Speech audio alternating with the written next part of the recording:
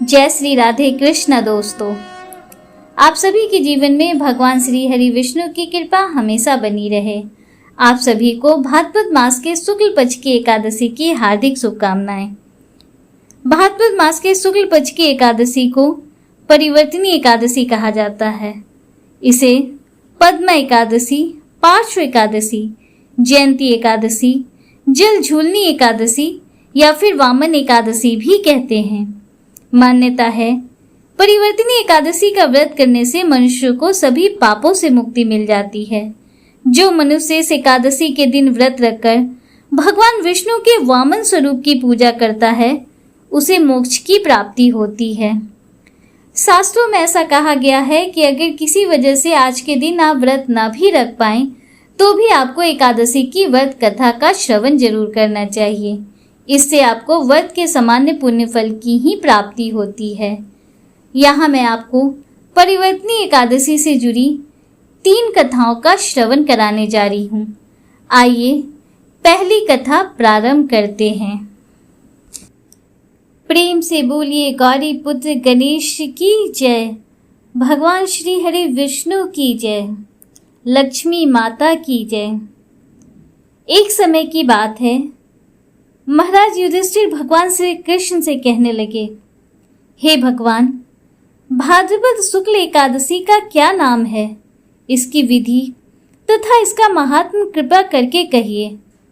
तब भगवान श्री कृष्ण कहने लगे कि इस पुण्य, स्वर्ग और मोक्ष को देने वाली तथा सब पापों का नाश करने वाली उत्तम वामन एकादशी का महात्म मैं तुमसे कहता हूँ। तुम ध्यान पूर्वक सुनो। यह एकादशी पद्मा एकादशी, परिवर्तनी एकादशी तथा जयंती एकादशी के नाम से भी जानी जाती है। इसका यज्ञ करने से वाजपेय यज्ञ का फल मिलता है। पापियों के पाप के नाश के लिए इससे बढ़कर कोई उपाय नहीं। जो मनुष्य इस एकादशी के दिन मेरी वामन स्वरूप की पूजा करता है, उससे तीनों लोग पूज्य होते हैं। अतः मोक्ष की इच्छा करने वाले मनुष्य इस व्रत को अवश्य करें। जो कमल नयन भगवान का कमल से पूजन करते हैं, वे अवश्य भगवान के समीप जाते हैं। जिसने भाद्रपद शुक्ल एकादशी को व्रत और पूजन किया, उसने ब्रह्मा, विष्णु सहित तीनों लोकों का पूजन किया। अतः हरिवासर अर्थात एकादशी का व्रत अवश्य करना चाहिए। इस दिन भगवान करवट लेते हैं, इसलिए इसको परिवर्तनी एकादशी भी कहते हैं। भगवान के वचन सुनकर युधिष्ठिर बोले, भगवान, मुझे अति संदेह हो रहा है कि आप किस प्रकार सोते और करवट लेते हैं तथा किस प्रकार राजा बलि को बांधा और वामन रूप रखकर क्या क्या लीलाएं की। चातुर्मास के व्रत की क्या विधि है तथा आपके शयन करने पर मनुष्य का क्या कर्तव्य है, आप मुझे विस्तार से बताइए। श्री कृष्ण कहने लगे, हे राजन, अब आप सब पापों को नष्ट करने वाली कथा का श्रवण करें। त्रेता युग में बलि नामक एक दैत्य था। वह मेरा परम भक्त था। विविध प्रकार के वेद सूक्तों से मेरा पूजन किया करता था और नित्य ही ब्राह्मणों का पूजन तथा यज्ञ के आयोजन करता था। लेकिन इंद्र से द्वेष के कारण उसने इंद्रलोक तथा सभी देवताओं को जीत लिया। इस कारण सभी देवता एकत्र होकर सोच विचार कर भगवान के पास गए।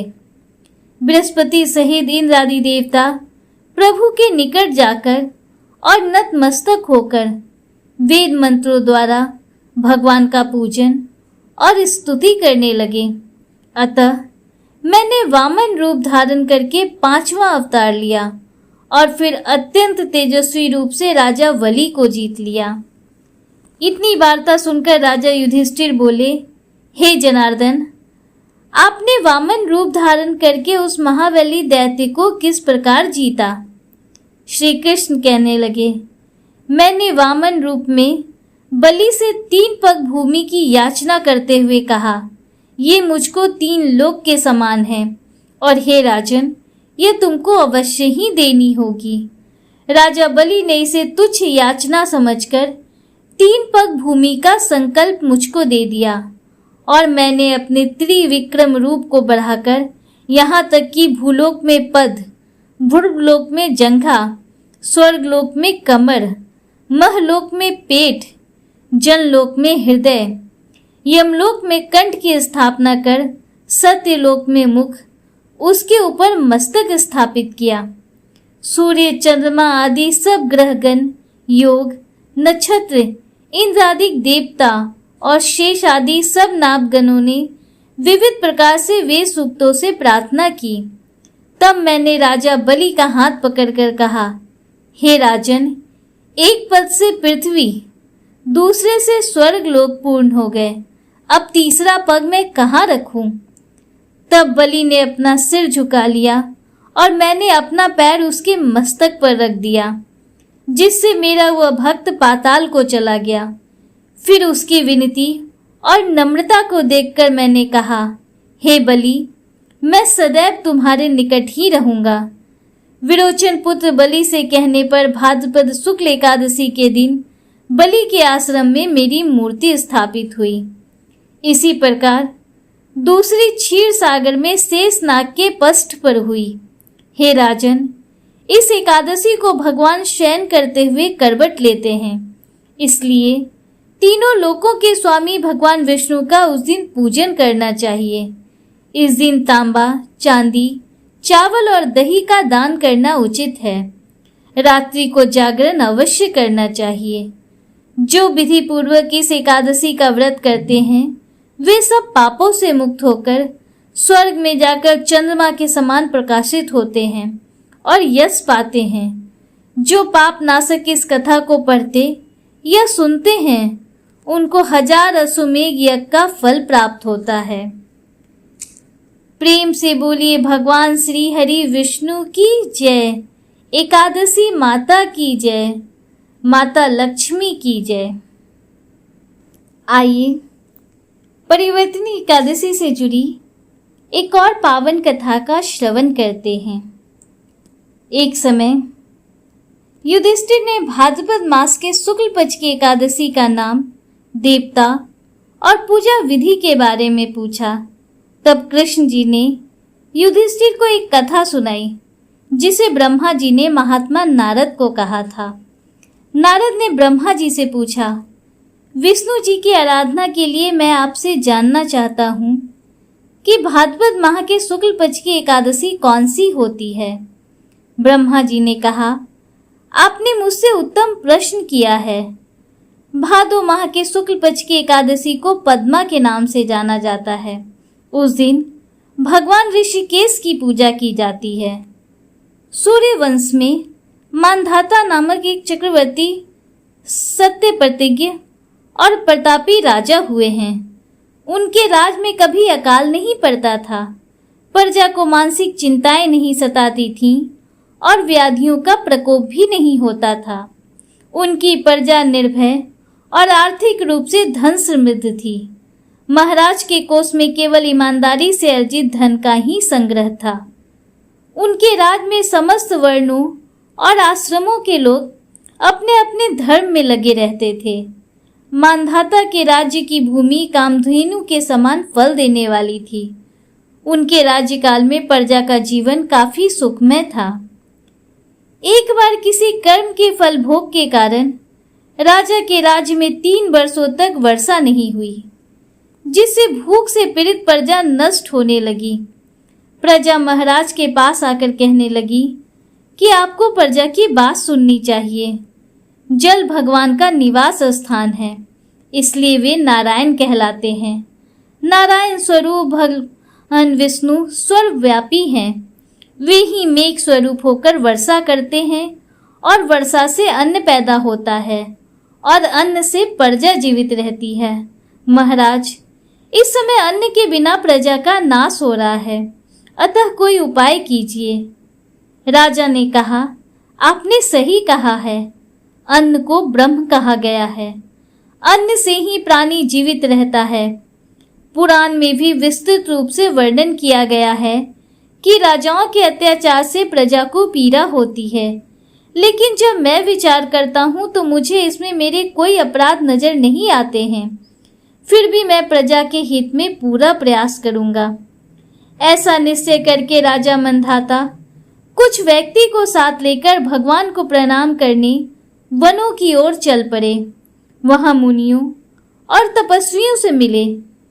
एक दिन उन्हें ब्रह्मपुत्र अंगिरा के दर्शन हुए। उनको देखते ही राजा ने दोनों हाथ जोड़कर मुनि के चरणों में प्रणाम किया। मुनि ने भी राजा का अभिनंदन स्वीकार किया और राज्य के बारे में पूछा। राजा ने प्रजा का हाल बताकर मुनि के स्वास्थ्य के बारे में पूछा। मुनि ने राजा को आसन और अर्घ्य दिया। मुनि ने राजा के आने का कारण पूछा तो राजा ने बताया, मेरे राज्य में सब कुछ अच्छा चल रहा था, लेकिन किसी कारणों से वर्षा का अभाव हो गया है। इसकी वजह मुझे नहीं पता है। ऋषि अंगिरा बोले, सतयुग सबसे उत्तम युग है। इसमें लोग परमात्मा के चिंतन में लगे रहते हैं। इस युग में केवल ब्राह्मण ही तपस्वी होते हैं, दूसरे लोग नहीं। तुम्हारे राज्य में एक शूद्र तपस्या करता है, इसके कारण वर्षा नहीं हो रही है। तुम इसके प्रतिकार में यज्ञ करो, जिससे यह दोष शांत हो जाए। राजा ने कहा, मुनिवर, एक तो वो तपस्या में लगा है और उसका कोई अपराध भी नहीं है, इसलिए मैं उसकी तपस्या में अवरोध उत्पन्न नहीं करूंगा। आप दोष को शांत करने वाले किसी धर्म का उपदेश कीजिए। फिर ऋषि ने कहा, अगर ऐसी बात है तो फिर एकादशी का व्रत करो। भाद्रपद मास के शुक्ल पक्ष की पद्मा नाम से एकादशी होती है। इस व्रत के प्रभाव से निश्चित ही समस्या का हल मिलेगा और तुम अपनी प्रजा और परिवार के सदस्यों के साथ इसका व्रत कर सकते हो। ऋषि का ये वचन सुनकर राजा वापस अपने घर लौट आए और चारों वर्णों के प्रजा के साथ मिलकर भादो मास के शुक्ल पक्ष की पद्मा एकादशी का व्रत रखा। इस व्रत से राज्य में वर्षा होने लगी और हरी भरी खेती से पृथ्वी सुशोभित होने लगी। प्रभु श्री कृष्ण ने कहा, हे युधिष्ठिर, इस कारण पद्मा यानी परिवर्तनी एकादशी का व्रत करना चाहिए। इस व्रत कथा को पढ़ने और सुनने से व्यक्ति के सभी पापों का नाश होता है। प्रेम से बोलिए भगवान श्री हरि विष्णु की जय, एकादशी माता की जय। आइए परिवर्तनी एकादशी से जुड़ी एक और कथा का श्रवण करते हैं। प्रेम से बोलिए गौरी पुत्र गणेश की जय। प्राचीन काल की बात है। एक नगर में एक ब्राह्मण अपनी पत्नी और संतान के साथ निवास करता था। ब्राह्मण बहुत ही धार्मिक और पुण्यात्मा था, लेकिन वह निर्धन था। उसके पास साधन नहीं थे। ब्राह्मण की पत्नी भी पवित्र विचारों वाली थी। एक दिन ब्राह्मण की पत्नी ने उसे यह सलाह दी कि वह परिवर्तनी एकादशी का व्रत करके भगवान विष्णु की पूजा करे। उसने ब्राह्मण को बताया कि इस व्रत को करने से सभी पाप समाप्त होते हैं और पुण्य की प्राप्ति होती है। ब्राह्मण ने अपनी पत्नी की बात मान ली। ब्राह्मण ने पूरी श्रद्धा से व्रत करने का निर्णय लिया। व्रत के दिन ब्राह्मण ने उपवास किया और रात भर जागते हुए भगवान विष्णु की पूजा की। उसने सभी नियमों का पालन किया, जैसे शुद्धता बनाए रखना, व्रत का पालन करना और भगवान विष्णु की भक्ति में लीन रहना। रात्रि के समय भगवान विष्णु ने ब्राह्मण को दर्शन दिए और उसकी भक्ति और उपासना से प्रसन्न होकर उसे आशीर्वाद दिया।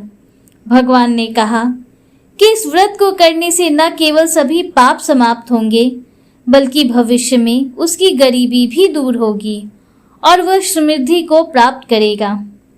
ब्राह्मण ने भगवान के आशीर्वाद के अनुसार अपनी स्थिति में सुधार किया। धीरे धीरे उसकी गरीबी दूर हो गई और वह एक समृद्ध व्यक्ति बन गया। उसने भगवान विष्णु की पूजा और व्रत की महिमा को सभी को बताया और दूसरों को भी इस व्रत को करने के लिए प्रेरित किया। प्रेम से बोलिए भगवान श्री हरि विष्णु की जय। दोस्तों, उम्मीद करती हूँ कि परिवर्तिनी एकादशी से जुड़ी ये व्रत कथाएं आपको पसंद आई होंगी और वीडियो आपको अच्छा लगा होगा। अगर वीडियो आपको अच्छा लगा है तो वीडियो को लाइक कीजिए, दूसरों के साथ शेयर कीजिए, कमेंट में हर हर महादेव, जय श्री राधे कृष्णा जरूर लिखिए। अगर आप हमारे चैनल पर पहली बार आए हैं तो चैनल को सब्सक्राइब कीजिए, बेल आइकन जरूर प्रेस कीजिए, जिससे आगे भी आपको ऐसी ही रोचक जानकारियाँ मिलती रहें। मिलते हैं आपसे अगले वीडियो में, तब तक के लिए हर हर महादेव, जय श्री राधे कृष्णा, राधे राधे।